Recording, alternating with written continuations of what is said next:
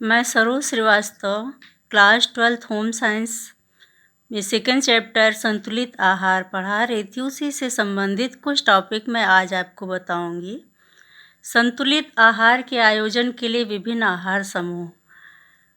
हम अपने आहार की योजना बनाते समय यह नहीं समझ पाते कि किस भोज्य पदार्थ में कौन सा पोषक तत्व कितनी मात्रा में पाया जा रहा है, और हम जो भी कुछ खा पी लेते हैं उसी को संतुलित आहार मान बैठते हैं।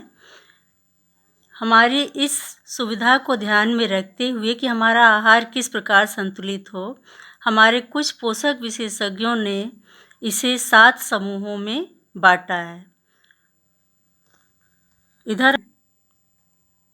इधर हम आपको ये संतुलित आहार का खाद्य चक्र दिखा रहे हैं, जिसे पोषण विशेषज्ञों ने 7 समूहों में बांटा है। इन भोज्य पदार्थों में से 7 समूहों में से अगर हम एक दो दो भोज्य पदार्थ हर समूह से अपने भोजन में सम्मिलित कर लेते हैं तो हमारा भोजन संतुलित बन जाता है। इसमें पहला समूह है हरी पीली सब्जियां तथा फल।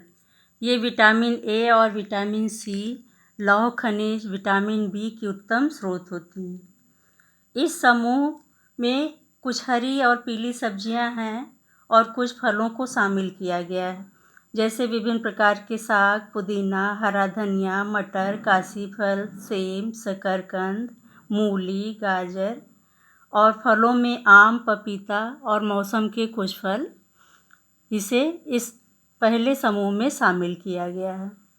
दूसरा समूह है खट्टे रसीले फल तथा सब्जियां। ये विटामिन सी, रासायनिक नाम है एस्कॉर्बिक एसिड या एस्कॉर्बिक अम्ल। ये विटामिन सी का उत्तम स्रोत है। इसमें मुख्य रूप से संतरा, अनानास, अमरूद, आंवला, नींबू, कच्ची पत्ता गोभी, हरी प्याज, सहजन इत्यादि सब्जियों को भी सम्मिलित किया गया है। ये विटामिन सी की उत्तम स्रोत होती हैं और विटामिन सी हमारे लिए प्रतिदिन लेना आवश्यक होता है। तीसरा समूह है आलू, फल तथा अन्य सब्जियां। ये कार्बोहाइड्रेट के उत्तम स्रोत होती हैं। इसमें शकरकंद, आलू, चुकंदर, खीरा, भिंडी, बैगन, फूल गोभी, इसके अलावा खजूर, केला, अंजीर, तरबूज, खरबूजा, सेब, इन सब में कार्बोहाइड्रेट की प्रचुर मात्रा पाई जाती है। चौथा समूह है दूध तथा दूध से बने पदार्थ। दूध तो वैसे भी प्रोटीन का उत्तम स्रोत है। इसके अलावा कैल्शियम, फास्फोरस भी दूध में अधिक मात्रा में पाया जाता है। Vitamin A, vitamin B1, B2, vitamin A यानी थायमिन, विटामिन B2, राइबोफ्लेविन, ये सब प्रचुर मात्रा में पाया जाता है। पांचवा समूह है मांस, मछली, अंडा तथा दालें। ये भी प्रोटीन के उत्तम स्रोत हैं। पांचवा समूह प्राणी जगत से और वनस्पति जगत से, दोनों से हमें इसमें प्रोटीन प्राप्त होती है। प्राणी जगत से मांस, मछली, अंडा, और वनस्पति जगत से सोयाबीन, दालें, सूखी मटर, सेब और मेवे इत्यादि में भी प्रोटीन की प्रचुर मात्रा पाई जाती है। छठा समूह है खाद्यान्न तथा उससे संबंधित भोज्य पदार्थ यानी अनाज। जैसे ये कार्बोज के उत्तम स्रोत होते हैं, जैसे गेहूँ, चावल, जौ, बाजरा, मक्का इत्यादि। खाद्यान्न विटामिन बी, लौह तथा फास्फोरस खनिज के भी अच्छे स्रोत होते हैं। सातवां समूह है घी, तेल तथा शर्करा।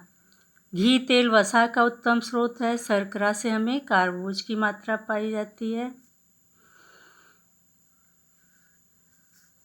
अब मानव शरीर तथा ऊर्जा। मानव शरीर का ऊर्जा से क्या संबंध है?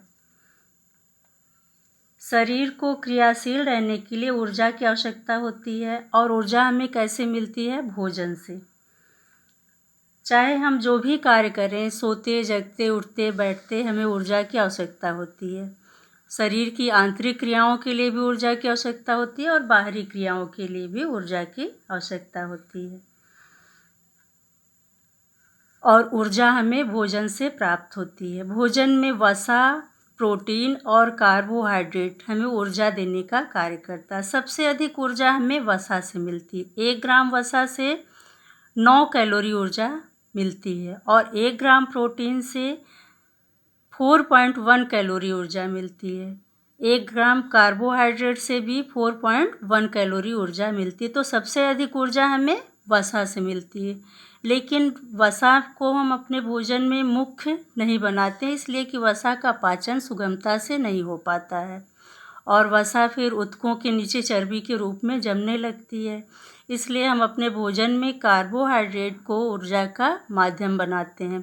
अगर कार्बोहाइड्रेट की कमी होती है तब प्रोटीन हमें ऊर्जा देने का कार्य करता है, लेकिन फिर प्रोटीन अपना वृद्धि और विकास का कार्य धीमी गति से करता है, इसलिए शरीर की वृद्धि कम होने लगती है, क्योंकि कोशिकाओं का निर्माण कम मात्रा में फिर होता है जब ऊर्जा देने का काम करने लगता है। तो अब विभिन्न अवस्थाओं में ऊर्जा की कितनी मात्रा हमें चाहिए।